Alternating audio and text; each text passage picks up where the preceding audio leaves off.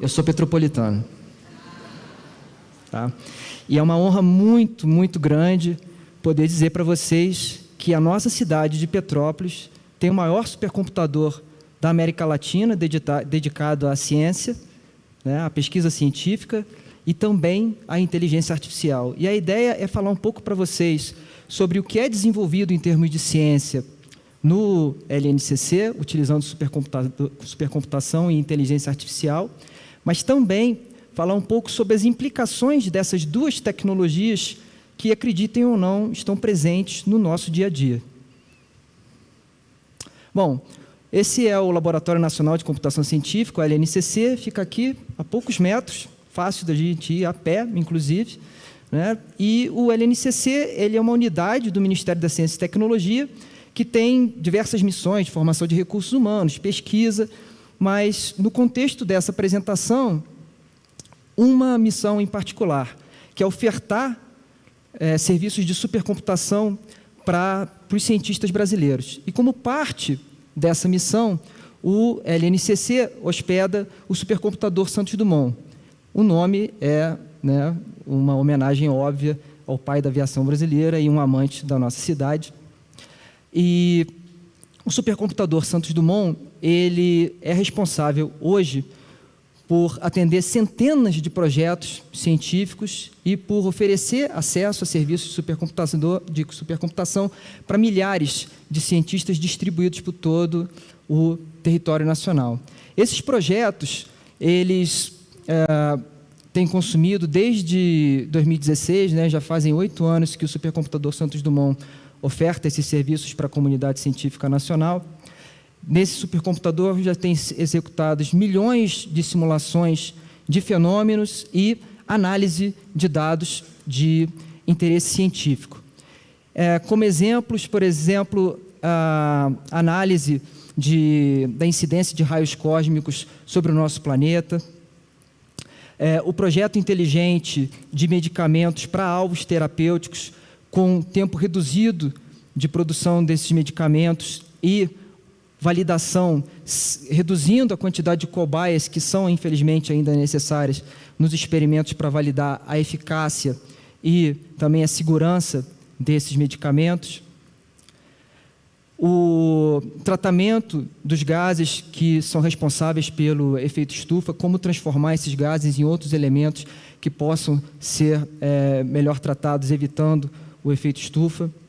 A produção de energia utilizando fontes renováveis e também fontes recicladas, são todos exemplos de simulações e análise de dados que são feitas no supercomputador Santos Dumont. Em muitos desses projetos, a quantidade de informação, de conhecimento, na realidade, que é gerada por esse supercomputador, faz com que haja uma dificuldade por parte dos cientistas que usam essa máquina identificar padrões identificados a partir dessas simulações e dessas análises de dados, e aí que entra também a inteligência artificial no apoio a esses cientistas brasileiros, em particular um tipo de inteligência artificial que a gente chama de aprendizado de máquina, que tem como objetivo, no fundo, facilitar a consolidação do conhecimento desses experimentos que a gente chama de in silico, né, simulações de fenômenos e análise de dados, com o objetivo de facilitar a geração do produto prático, no caso, no exemplo dessa figura, uma vacina que possa chegar até a população. Bom, mas para a gente poder entender um pouco melhor o impacto da inteligência artificial, não só na ciência brasileira, como também na população em geral, é importante a gente dar alguns conceitos aqui, porque a gente fala muito de inteligência artificial, mas o que é inteligência artificial? Né? Bom, primeiro, o que é um computador? Né? Um computador, ele executa instruções. A gente chama os conjuntos de instruções que um computador executa de algoritmos. Então, computadores executam algoritmos e, na computação, digamos, convencional, esses algoritmos, essa sequência de instruções, são escritas por pessoas, né? Os nossos queridos programadores de computadores. Às vezes escrevem errado, né? Quem nunca aí ficou na mão com um sistema que não estava funcionando, e a culpa certamente vai ser, no fundo, de algum programador ou alguém que projetou o algoritmo. O aprendizado de máquina é uma vertente da inteligência artificial, é um ramo da inteligência artificial, onde esses algoritmos eles são construídos automaticamente. Não existe intervenção humana na construção dos algoritmos, essa intervenção é muito pequena, e essa construção se dá por meio do que a gente chama de dados de treinamento, daí o nome aprendizado de máquina.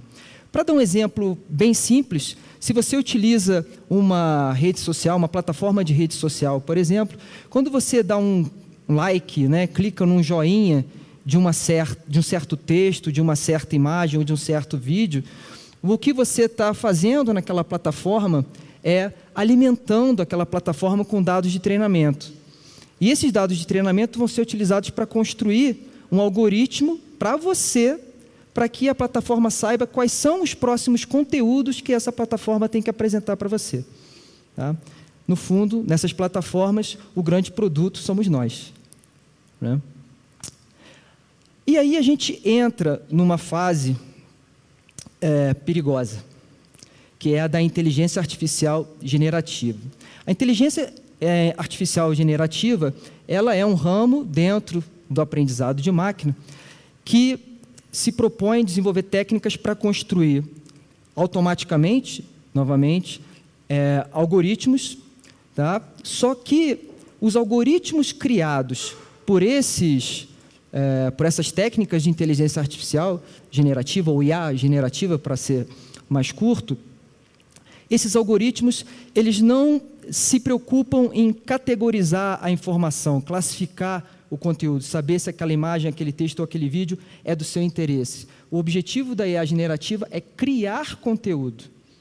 Tá? Quem aqui já usou ChatGPT, ou Gemini, ou Copilot alguma vez na vida, já deve ter percebido como que funciona esse processo. E às vezes isso é um pouco assustador, a capacidade que essas plataformas têm de gerar, de criar conteúdo.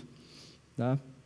E aí é importante a gente colocar essa revolução que a IA generativa está gerando na nossa sociedade. Em particular, eu gostaria aqui de colocar um enfoque na questão da educação. Né? É interessante a gente olhar para uma outra revolução recente, tecnológica, que nós tivemos na década de 90. Muitos aqui sofreram, vivenciaram essa revolução, outros já nasceram embebidos nessa revolução e, portanto, para eles é o que é, né? É a vida como ela é. Né? Mas a revolução da web, ela teve uma característica muito interessante, muito importante, que foi o fato de trazer uma tecnologia que já existia décadas antes, que era a tecnologia da internet, cujo uso era restrito ao meio acadêmico, tá? Para ela passar a ser acessível por todos.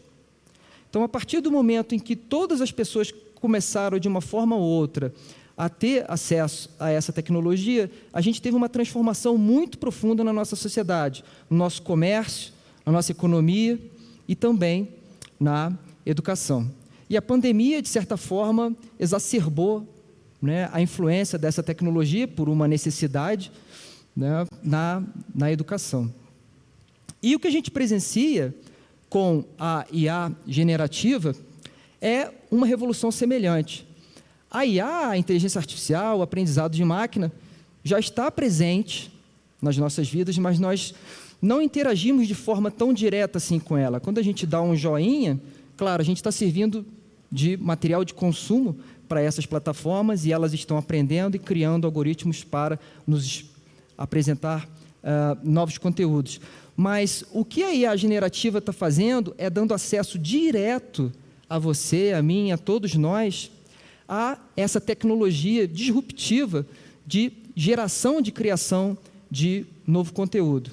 Eu presencio muitos colegas, professores assustados com o uso, por exemplo, de ChatGPT para geração de trabalhos de escola ou de curso, mesmo em universidade. Então, esse é um ponto muito importante que a gente tem que ter em mente quando a gente está falando de educação, como lidar com essa revolução que já chegou e como precisamos nos adaptar a essa nova tecnologia. Um estudo, né, do Fórum Mundial de Economia do ano passado afirma que profissões que dependem de conhecimento da ordem de 40% a 60%, dependendo do nível, né, de desenvolvimento do país, vão ser afetadas. E aqui a gente não está falando como foi na revolução da web, onde o trabalho que foi afetado foi tipicamente um trabalho de baixa qualificação ou um trabalho de mera intermediação entre pessoas. Eu estou falando de trabalhos, profissões que dependem de conhecimento. Eu estou falando de jornalistas, advogados e, de novo, né, coitado de nós, os educadores. Tá?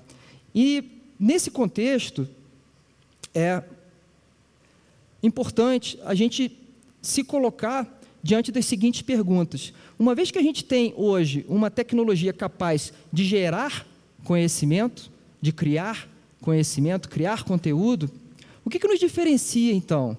É ainda a inteligência? É a criatividade? O Alan Turing foi um matemático brilhante do início do século XX. Talvez vocês tenham assistido o filme sobre a história dele, que tem justamente esse nome, o Teste da Imitação, né? E a ideia de Alan Turing, que teve vários trabalhos que foram fundamentais para a consolidação da disciplina de ciência da computação, esse teste da imitação era basicamente o seguinte: uma pessoa conversava por meio de um serviço de texto, um sistema de texto, por exemplo, uma carta, né? Nós estamos falando de década de 50, escrevia uma carta e enviava para um destinatário desconhecido. Esse destinatário respondia a essa carta, que era entregue à pessoa, e a pessoa tinha a seguinte tarefa: identificar se essa carta foi escrita por um humano ou por uma máquina. Quando você usa o ChatGPT hoje, bate uma dúvida. Mas o que está por trás do teste da imitação de Alan Turing tem algo um pouco mais filosófico nessa história. O Alan Turing procurava, com esse tipo de teste, na verdade, separar o conceito de pensamento do conceito de ser humano de forma muito parecida com que pesquisadores, cientistas célebres, né, Copérnico, Kepler, etc., séculos atrás, fizeram com relação a essa dissociação entre o universo e o planeta. O objetivo dele com esse tipo de experimento, né, não era fazer pouco caso da inteligência humana, mas era tentar colocar a inteligência humana em perspectiva, fazer com que o ser humano fizesse uma introspecção sobre a sua própria inteligência e, com isso, tentasse ser um pouquinho mais modesto com a sua relação com a natureza. Tá?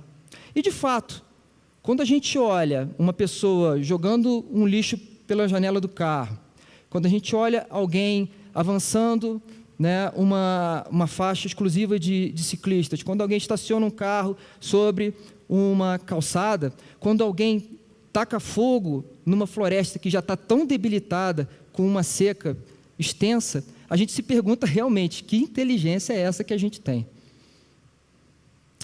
Bom,